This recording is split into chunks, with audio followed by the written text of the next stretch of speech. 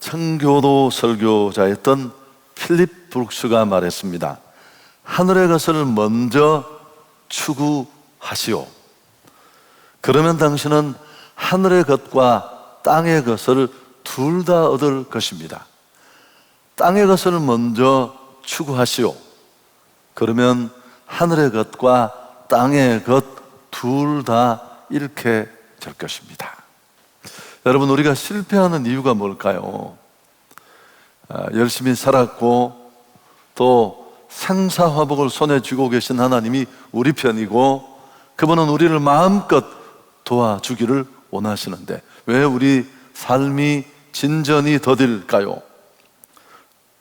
세상 일을 앞세우고 나의 일을 우선해서는 아닐까요? 올바른 우선순위는 인생을 바꿀 수 있습니다. 한 사람의 신앙을 개선할 뿐만 아니고 꼬이고 묶인 노력하고 애쓰지만 풀리지 않던 우리 인생 삶 전체를 바꿀 수 있습니다. 오늘 읽은 말씀 다시 한번 보십시오. 그런즉 너희는 먼저 그의 나라와 그의 의를 구하라. 그리하면 이 모든 것을 너희에게 더하시리라. 하나님은 먼저라고 하셨습니다. 우선순위가 분명하고 올바르면 하나님은 은혜를 베풀어 주십니다. 그래서 가장 중요한 것은 얼마나 많은 것을 어느 정도 가졌느냐 유무가 아니라 도대체 우선순위가 어디에 있느냐 하는 것입니다. 제가 이 얘기 재미있어서 교훈이 있어서 여러 번 했잖아요. 대학 졸업반 형제가 있었습니다. 시간이 도무지 나지 않아서 늘 취업 등등 얘기를 하면서 교회 봉사 섬김은 맨날 뒷전이었고 또 교육자들도 이해를 했습니다. 그런데 이 친구가 어느 날 연애를 시작했습니다. 없다던 시간이 어디서 나왔는지 맨날 자매 따라다니고 실제로 있었던 일이에요. 세상에 그 자매 집 문 앞에 새벽마다 장미꽃을 한 송이부터 두 송이 100송이까지 들고 있었습니다. 분위기가 왜 이렇습니까? 도대체 없다던 시간이 어디서 나왔는지, 아니 졸업반이 이게 웬일입니까? 오늘 예수께서 40일을 금식하신 후에 이제 메시아로서 공적 생애를 시작하십니다.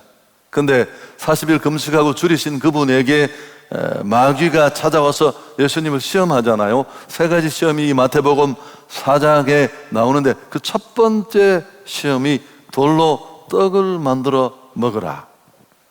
얼핏 생각하면 줄이고 배고프신 그분에게 좀 드세요 괜찮은 배려처럼 보입니다마는 당연한 일처럼 느껴질지 모르지만 사실은 우선순위를 뒤흔드는 간교한 시험이었습니다.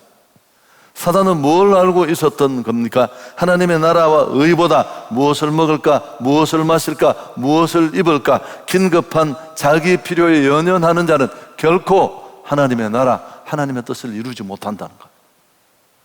우선순위만 엎어지면 나머지는 다 엎어진다는 걸 알고 있었습니다.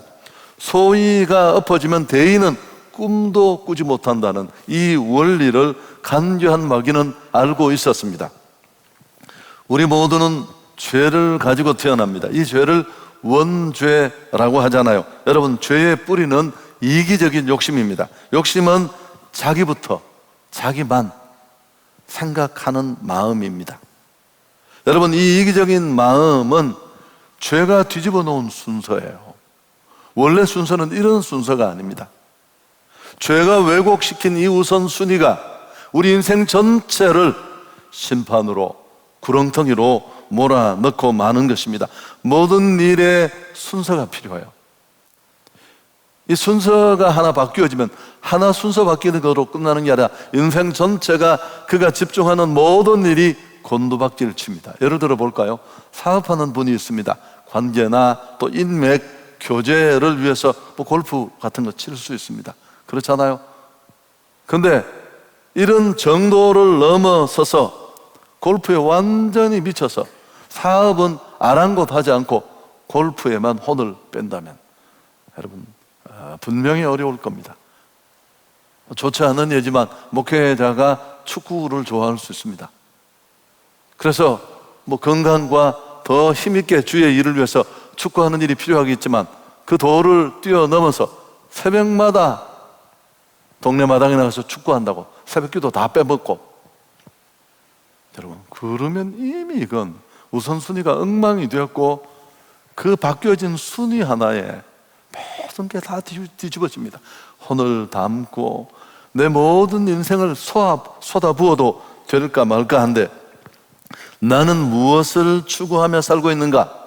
오늘 한번 돌아봤으면 좋겠습니다. 나는 기독인으로서 새로운 생명을 얻었습니다. 예전에 우리가 아니잖아요. 하나님은 우리를 만드셨을 뿐만 아니라 죄로 무너진 우리를 다시 살리시고 새로운 가치와 목적을 가진 존재로 세우셨습니다.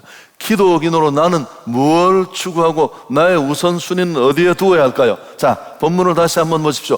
그런즉 너희는 먼저 그의 나라와 그의 의를 구하라. 우리가 먼저 추구해야 될 게 뭡니까? 우선순위가 있는 게 하나님의 나라와 의를 구하라는 것입니다. 성도는 자기 삶도 필요하지만 자기 삶을 위해서 치열한 노력이 있어야 하지만 하나님의 나라와 의를 우선 생각해야 합니다. 여러분, 하나님의 나라는 어떤 것입니까? 쉬운 말이 아니잖아요. 하나님의 나라는 하나님의 통치가 먹히는 곳이 하나님의 나라예요. 세상은 죄가 지배하고 있었습니다. 불신자의 마음은 철저하게 죄의 굴레 아래 있습니다. 하나님 영향권이 아니고요, 하나님은 안중에도 없고 아니 인정도 하지 않습니다. 그렇지만 복음을 통해 예수를 믿고 예수님을 자기 삶의 왕으로 구주로 영접하고 나면 그때부터 그가 움직이는 영역은 하나님의 영향권 아래 있게 되고 하나님의 나라가 되는 것입니다. 천국만이 하나님의 나라가 아니에요. 오늘 그리스도인이 예수님의 왕되심을 인정하고 움직이는 그 삶의 바운더리 전체가 하나님의 나라입니다. 그래서 여러분, 우리 이렇게 하나님의 나라가 전해지는, 확장되는데 관심이 있어야 되고 복음을 통해 이런 일이 이루어지잖아요. 그럼 하나님의 의는 사실은 같은 얘기인데요, 1차적으로 이 의롭다는 말은 하나님과의 올바른 관계를 위해서 정해진 말입니다. 회복된 관계, 죄로 막혀 있었는데 그분과 다시 소통하고 회복할 수 있는데 필요한 의를 말합니다. 여러분, 이건 우리의 스스로의 공로나 자기 노력의 의로는 불가해요. 인간의 선행, 공로, 어떤 노력도 그건 누더기와 같습니다. 그런데 예수께서 우리 죄를 위해서 대신 죽어 주셨습니다. 나를 위해 십자가에 피 흘린 예수 그리스도의 그 대속의 피가 내 죄를 사해 주고 이제 나는 비로소 그분의 의를 덧입어서, 의로워진 게 아니고 사실은 칭의라는 의롭다고 여긴다는 뜻이에요. 예수 그리스도의 의로 우리를 이렇게 뒤집어 씌워서 안 의로운데 여전히 죄성이 꿈틀거리는데 의롭다고 여겨서 우리를 천국에 보내주신 줄 믿습니다. 여러분, 이렇게 예수 그리스도의 의를 덧입고 회복된 자 안에, 복음이 그의 안에 있으니까 하나님의 통치는 임하는 것입니다. 그런 의미에서 이 의는 하나님의 선물입니다. 죄에서 의로, 죄인에서 의인으로 바꾸시는 하나님의 은혜고 우리는 한 게 아무것도 없죠. 그래서 하나님의 나라를 구하는 것이 곧 하나님의 의를 구하는 것입니다. 똑같은 얘기예요. 복잡해 보이지만 여러분, 이 하나님의 나라와 의를 구하는 일은 어떻게 이루어집니까? 복음 전도를 통해 이루어집니다. 여러분, 또 하나 좀 범위가 너무 넓혀지는지 모르지만 하나님의 나라와 의를 구한다는 말 속에 확장적인 의미는 동시에 이 의는 구원받은 자를 향한 하나님의 요구이기도 합니다. 구원받기 위한 의가 아니에요. 이건 율법주의예요. 이미 값없이 공짜로 하나님의 의를 통해 구원받은 자에게 이미 네가 공짜로 의로운 자가 되었으니까 구원받은 자답게, 그런 의를 은혜로 덧입은 자답게 거룩하게 살기를 원하는 하나님의 열망과 요청이 이 속에 담겨 있습니다. 하나님의 나라, 하나님의 통치가 임하는 곳, 하나님을 왕 되신다고 인정하며 사는 그 성도가 움직이는 삶의 영역은 사역이든 사업이든 가정이든 하나님의 의가 번쩍번쩍 드러나야 돼요. 그럴 때 복음이 전해지지 않더라도 하나님 나라를 모르던 사람들은 그 속에 꿈틀대는 천국을 엿보게 될 것입니다. 뭐지? 어떻게 저런 게 가능하지? 자, 그럼 이제 우리가 정말 먼저 하나님의 나라와 의를 위해서 그렇게 살면 어떤 일이 벌어집니까? 자, 33절 다시 한번 같이 읽습니다. 그런즉 너희는 먼저 그의 나라와 그의 의를 구하라. 그리하면 이 모든 것을 너희에게 더하시리라. 하나님의 나라, 하나님의 의를 구하면 하나님은 모든 것을 주시겠다고 했습니다. 이렇게 살면 다른 것, 우리가 고민하는 것들 하나님이 더불어 주신다고 했습니다. 사는 것, 먹는 것, 입는 것, 그 모든 것을 포함합니다. 여러분, 오늘 이 말씀을 지금 이 선포, 너희는 먼저 하나님의 나라와 하나님의 의를 구하라. 그리하면 이 모든 것을 다 내가 주겠다, 더하시겠다. 이 말씀을 듣고 있는 청중은 넉넉한 부자들이 아닙니다. 가난한 사람들이고 빈민지역에 사는 갈릴리 사람들입니다. 당장 먹고 사는 긴급한 필요의 문제가 코앞에 있는 이들을 향해 하신 말씀입니다. 어떻게 생각해보면 예수님이 너무 잔인한 것 아닌가 항변하고 투쟁하고 싶을 수 있습니다. 그렇지만 그럼에도 불구하고 하나님의 나라를 위해서 살면 하나님이 책임져 주시겠다고 하셨습니다. 여러분, 대부분의 일이 이 원리가 다 적용이 돼요. 하나님 나라만 아니더라도 내가 직장에서 어떤 일을 위해서 사장이 아니고 오너가 아닌데 내가 맡은 일은 한 파트에 불과한데 내가 마치 사장인 것처럼 인생을 다 던져서 죽을 각오로 일하면 월급 때문에 살살 눈치 보며 하는 게 아니라 여러분, 그러면 나머지는 거기 다 따라와요. 인정도 받고 지위도 올라가고 승진하고 결국 그 끝에 물질도 매달려 올 줄 믿습니다. 그건 너무 간단한 논리예요. 난 알바인데 난 부목사인데 내가 담임도 아닌데 눈치 살랑살랑 보고 요령 부리면 여러분 온 동네가 다 알아요. 적당히 하는 사람에게 주어지는 건 아무것도 없어요. 결국은 밀려서 다 잃어버리는 거예요. 여러분, 너무 간단한 논리입니다. 먹고 사는 일, 자녀 양육 다 마찬가지인데 우리가 주님의 유일한 관심에 헌신한다면 저는 정말 그래야 되는 것 같아요. 이야기하면 또 여러분 시험 드니까 군대에 가면 국가를 위해서 부름받아서 그 젊음의 피가 막 끓을 때 하고 싶은 일, 해야 할 일, 도전하고 싶은 거 너무 많은데 이게 웬일이냐, 아니 3년씩 남북이 이렇게 해서 이 대한민국 정말 힘든다, 이런 이야기 저도 젊을 때 했고요. 다 이해도 되고 또 그럴 수 있습니다. 충분히 그 3년이라는 시간이 얼마나 소중한 시간인데, 그런데 국가에 가서 그 조국의 부름에 순응하면 어떻게 됩니까? 먹을 것, 입을 것 다 주고 월급도 줍니다. 같은 논리입니다. 자, 그럼 여러분, 우리는 왜 하나님의 나라와 의를 위해 살지 못할까요? 네가 먼저 하나님의 나라와 의를 구하면 내가 이 모든 거 다 주시겠다고 했는데 왜 우리는 여기에 혹하고 넘어가지 못할까요? 이유는 딱 하나입니다. 오늘 사실은 25절부터 읽어야 돼요. 무엇을 먹을까, 무엇을 마실까, 무엇을 입을까. 내 나라 때문에, 내 나라. 내가 하나님의 나라를 위해서 온통 헌신하면 내 나라가 다 무너지는 거 아닌가? 넌 뭐 먹고 노후에 뭐하고 살아?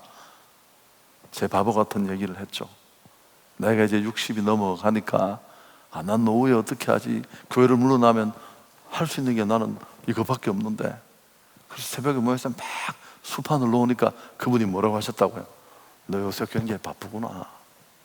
난 네가 내 나라 사람인 줄 알았는데 너 요새 계산하는 거 보니까 넌 네 나라 생각밖에 없네. 너무 놀랐어요. 마음속에 일어나는 생각이지만 나는 교회 부담 주지 않고 또 이후에 하나님 영광 가리지 않으려고 약간의 고민을 했을 뿐인데, 그러면서 그분이 들려주신 말씀이 뭐였다고? 네가 작전 짜서 여기까지 왔냐? 실력도 없고 아무것도 없는 네가 그저 네가 없는 실력에 최선을 다하겠다는 그 열망 보고 노력했는데 그 별것 아닌데 내가 너를 지켜서 여기까지 왔는데 이후의 삶도 마찬가지라는 겁니다. 그러면서 그분이 결론을 지어주셨다고 그러죠. 야 임마, 내가 네 노후다. 정리가 이렇게 깔끔하게 되는 게 쉽지가 않은데, 여러분 사실 25절부터 읽으면 무엇을 마실까, 무엇을 먹을까, 무엇을 입을까 염려하지 말라.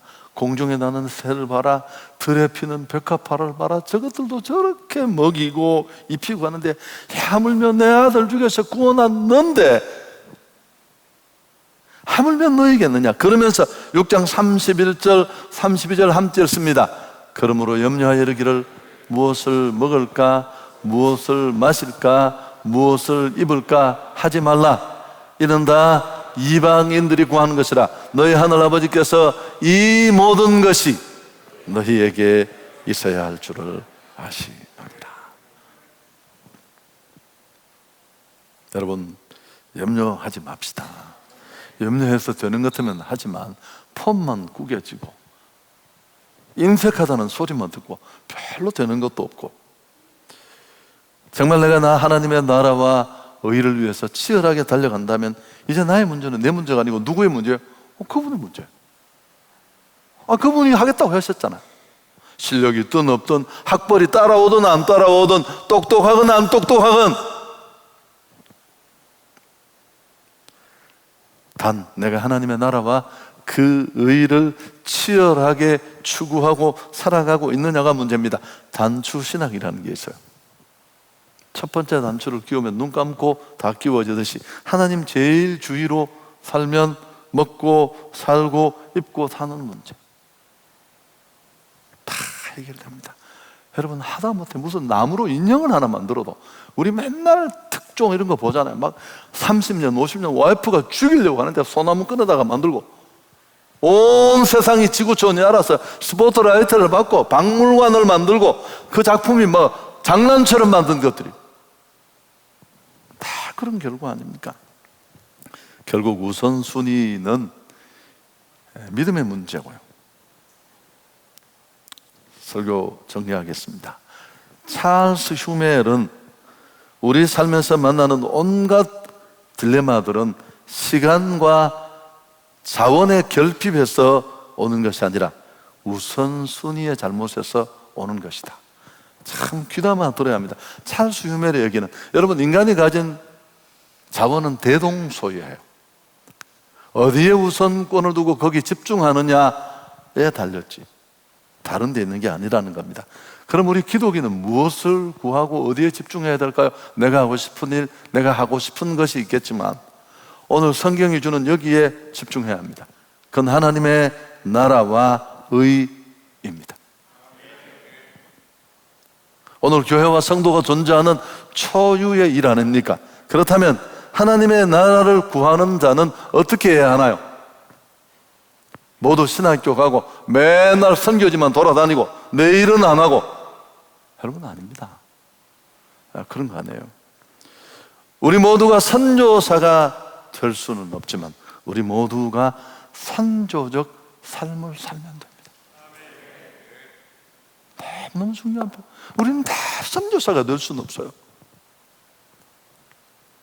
그러나 하나님의 나라를 꿈꾸는 선조적 삶을 살면서 빵을 굽던 전업주부로 살던 아이들을 가르치던, 자, 그럼 선조적 삶을 산다는 말이 막연할 수 있으니까 좀 펼쳐보면, 첫째, 삶으로 선교하면 됩니다. 의로운 삶이 필수라고 했잖아요. 우리는 하나님의 의로 구원을 받았는데 그렇게 값없이 공짜로 하나님의 의를 힘입어 구원받은 우리에게 그분은 구원받기 위해서가 아니라 구원을 공짜로 받았으니까 그 공짜 구원을 받은 자답게 변화된 지위에 맞게 의롭게 살아라. 예수님은 우리 의가 서기관이나 바리새인들보다 이것 때문에 천국 간다고 믿던 율법주의자들보다 나아야 된다는 것. 왜?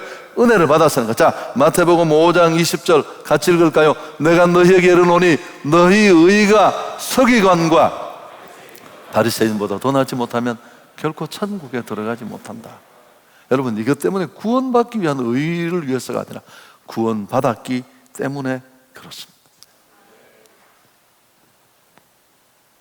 그렇다면 우리는 성숙한 신앙인은 교회 와서 막 미사여구를 쏟아서 막 침을 8m씩 튀기면서 기도를 잘하고, 이게 딱 아니에요, 여러분.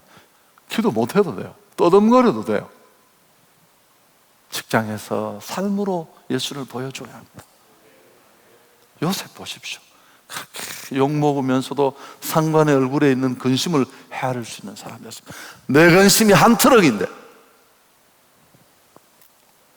골로새서 3장 23절에 무슨 일을 하든지 마음을 다하여 주께 하듯 하고 사람에게 하듯 하지 마라. 나는 선교사로 직장에 간다. 그렇게 생각하셔야 됩니다. 아내는 나갈 때 선교사님 잘 다녀오십시오. 그렇게 가시면 됩니다. 너무너무 중요해요. 소망 없는 이 세상에 소망 아닌가 소망이 줄 알고 잡았던 사람들이 헛다리 치는 게 많잖아요. 그런데 여전히 흔들릴 수 있는 상황에 흔들리지 않는 우리를 보고 뭐지? 그러다가 어느 날 물을 수 있어야 돼요. 도대체 너를 그렇게 단단하게 만든 게 뭐야? 그 위기 앞에도 흔들리지 않는 게 뭐야? 모두가 이해를 포기하고 내려놓는 일이 쉽지 않은데 그렇게 할 수 있는 힘이 뭐야? 두 번째, 여러분, 선교를 위해 기도해야 합니다. 이 구한다는 말, 기도하느냐 안 하느냐가 중요하잖아요.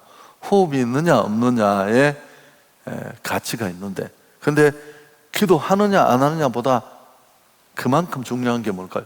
어떤 기도를 하느냐. 너무너무 중요해요. 맨날 내 나라만 구하고, 목사님 우리 아이 맨날 우리 남편. 하나님의 나라를 구할 수 있기를 축복합니다. 여러분, 기도가 왜 중요한 줄 아십니까? 무엇을 구하느냐, 기도하는 사람이 되어집니다. 맨날 새벽마다 주시옵소서 남거 다 훔쳐먹고 형무소나 들어가고, 이게 무슨 주문이에요? 그게 마술도 아니고 뭘 달라는 거예요? 그렇게 많은 걸 받았는데. 여러분, 기도가 가면 마음이 가고, 마음이 가면 물질도 가고, 마음과 물질이 가면 어느 날 내가 거기 가 있어.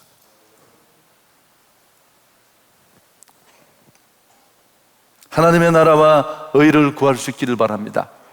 내 나라에 기도하고 싶은 마음이 있을 때 좀 순서를 바꾸세요. 그리고 하나님 나라부터 먼저 구해보십시오. 하나님의 나라와 의를 구하는 기도가 우리 온 성도들의 평생의 기도가 될 수 있기를 축복합니다. 세 번째, 여러분, 기회가 있으면 선교합시다. 단기 선교든 장기 선교든 그의 나라와 의를 구하라 라는 이 구하다는 제테오라는 단어는 기도한다, 목적 삼는다, 온 정력을 다 기울여 힘쓴다, 그런 뜻이 있습니다. 영어 성경에는 seek라는 단어가 쓰였는데 힘쓰는 걸 말해요. 안 된다고 그냥 있는 게 아니에요. 형편이 안 된다고 퍼져 있는 게 아니라 어떻게든지 애쓰는 겁니다. 여러분, 함성교회는 이 어려운데 행축을 했습니다. 이유가 뭘까요? 오늘 이 설교가 답해.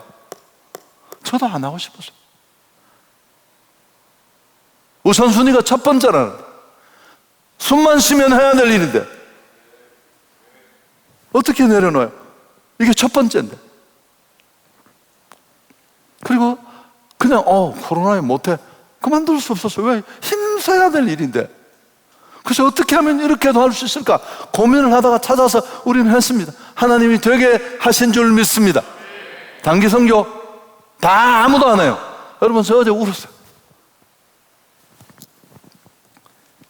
행정실에서 단기 선교 신청한 사람 숫자, 내가 이 숫자에 약해요. 숫자에 강하지만 여러분, 내가 여기서 독려하고 추천받는 날이 오늘인데 지금까지 234명이 신청했어요. 부정적인 사람 요새 무슨 선교냐고 안 됩니다. 여러분, 한 선교에 234명이 4개의 권역으로 울릉, 동해, 서해, 제주에 234명이 이미 신청을 했어요. 가겠다고. 놀랍지 않습니까? 얼마나 생각의 차이가 나는지를 한번 보십시오. 나는 90몇 명이라고 알고 있었는데 내가 가다가 오늘 설교할 때 숫자를 인용하려고 이렇게 데이터를 보고 너무 감동받았습니다. 여러분, 왜 울릉도가 있는 줄 아세요? 외국 선교를 못하니까 가장 멀리 갈 수 있고 외국 같은 데를 고르다가 이렇게 권역이 울릉도가 정해진 겁니다. 근데 또 지난주에 또 정부가 난 부당하다고 생각해요. 또 그렇더라도 발표를 받아들인다면 그럼 선교를 그만둘 수 있지만 그만둘 수 없었습니다. 정부 정책을 따라가지만 비대면 자율선교 전략을 세웠습니다. 여러분, 현지 교회가 우리처럼 전도를 할 수 있도록 선교할 수 있도록 우리가 모든 지원을 서포트하고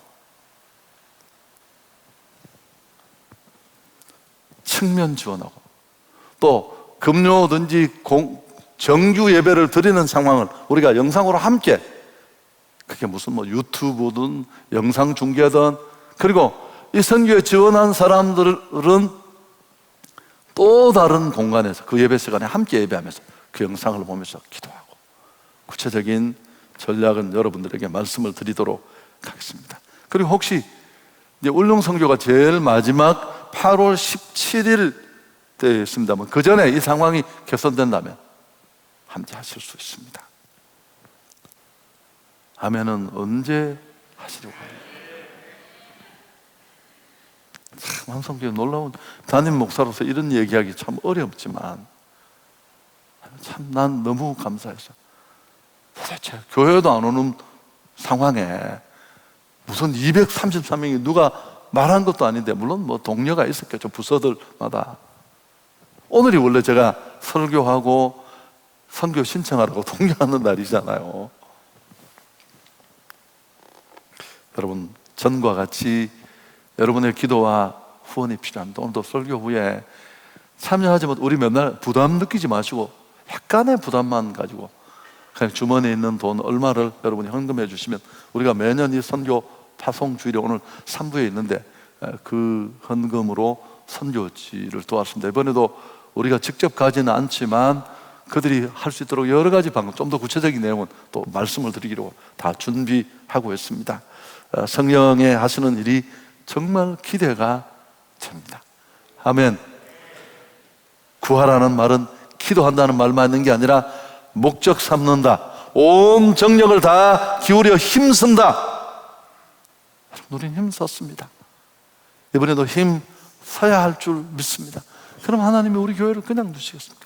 아니어도 되지만, 아니 하나님이 내 사업을 그냥 두시겠습니까? 아르헨티나의 후안 칼로스 오르테즈 목사님은 제자 훈련을 열심히 하잖아요.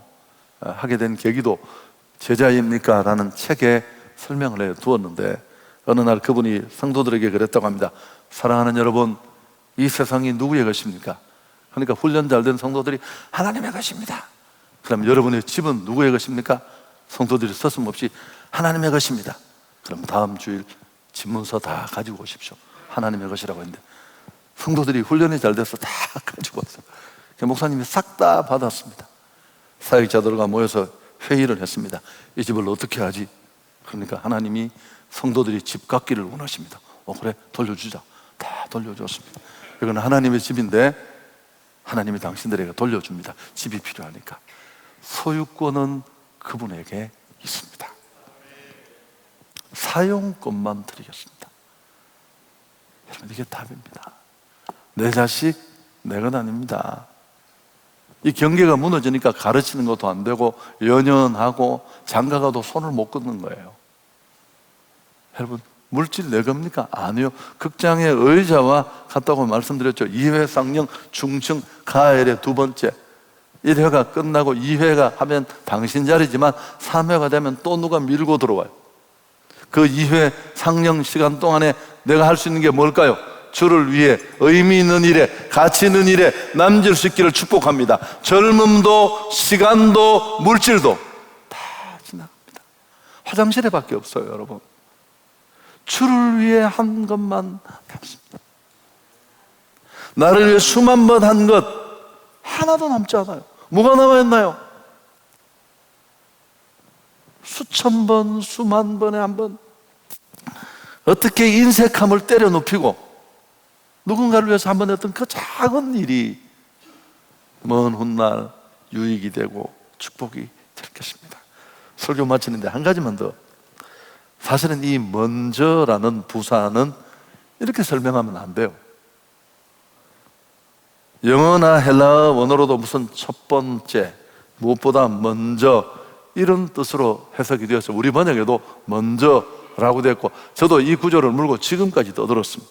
근데 사실은 시간적인 순서로 하나님의 나라를 먼저 구하고 두 번째는 자기 일을 하라, 그런 의미가 아닙니다. 25절부터 차근차근 다시 읽어보시면 세상 살아가는 데 필요한 모든 것 하나님이 다 주신다. 주의 나라 꿈꾸는 자는, 그러니까 그런 거 신경 쓰지 말라는 거예요. 아니, 군대에 있는 군인이 지가 짬밥 걱정을 왜 합니까? 그럼 국방부에서 하는 거예요. 지는 나라만 잘 지키면 되는 거죠. 근데 사실 이 의미는 그런 뜻이 아니라 하나님의 자녀들은 오직 하나님의 나라와 의를 위해서만 살아야 된다. 순서에 구별을 두는 문맥이 아니라, 이런 원문의 의미를 제대로 풀어낸다면 오직이라고 해요. 오직. 여러분, 일 하나에만 집중하면 다른 것은 해결될 줄 믿습니다. 왜 내 일이 복잡했는지 이제 좀 아시겠습니까? 왜 내 사역이 이렇게 지지부진한지 이유를 아시겠습니까? 좋으신 하나님께 영광을 돌리겠습니다.